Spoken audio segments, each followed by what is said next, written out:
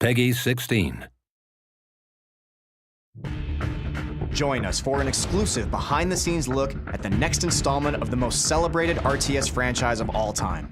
This is Command & Conquer: Beyond the Battle, Part 1.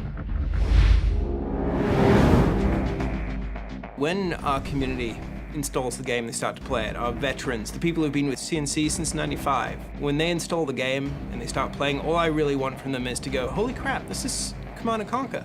This feels like a Command & Conquer, a classic Command & Conquer game. It feels like Generals. So the core concepts in the original Command & Conquer RTS games were really about building a base, defending that base, and building an assault army that you could go attack the other base. First thing we said is we need to kind of wash the stain of CNC4 away.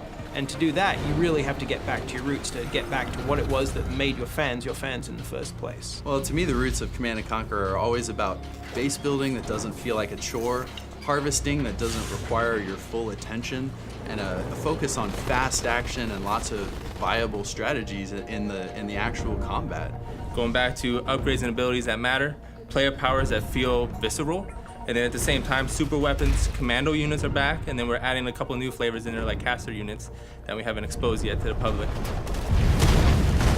Well, we're all big Generals fans here, obviously. Looking at the old Generals, there's so many great ideas, so many great mechanics that they built in, so we were lucky to be able to cherry pick the ones we like the best. Now choosing the general is a big part of the game, just as important as choosing the faction you wanted to play. Now, it's like having hundreds of factions, let alone just 3. Each general will have its own set of abilities, upgrades, even player powers will change as well. Also, units will be dynamically taken out and different ones will be put in based off of what that niche of the general is. The new generals that we're adding to the armies are really going to keep the gameplay fresh, right? It should make the game fun, enjoyable, and interesting for years to come. So what I really find exciting about the next Command & Conquer is that this is a product that's going to be aimed directly to consumers, going directly to consumers and appealing to them for the success of the product, but more importantly for the feedback. So fan feedback and metrics are absolutely amazing now in a connected environment. In the past, we just made a game, we put it in a box, we got the feedback years later, we could make a change in a sequel. Today, we can hear the fans immediately, we can look at the data, we can change stuff daily, weekly, monthly. We can engage in this sort of ongoing conversation with our fan base, where if, say there's a general that we put out that we didn't balance quite right, we will get that feedback immediately. It's not like we're going to be like, okay, well, when we do the expansion pack or in a patch in 3 months, we'll fix this. It's going to be one of those things where we kind of grow together, and that's what we want to kind of breed. It's a live product, and we want to make sure that the community at the core is part of that rendition of making this game better. This is ultimately the fans' game, and we're looking forward to making the game better with them.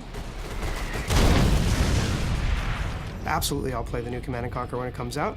I'm anxiously awaiting it, actually. Our #1 priority has always been to make this a really fun, excellent game. Everybody on the dev team loves the game, and they're doing the work where their heart is. So a lot of the times people stay late just to make sure that they make a better game because they care about what the franchise is. Everybody wants to make sure that they make the game that the community would love, and we're on the same page on trying to make it the best CNC possible.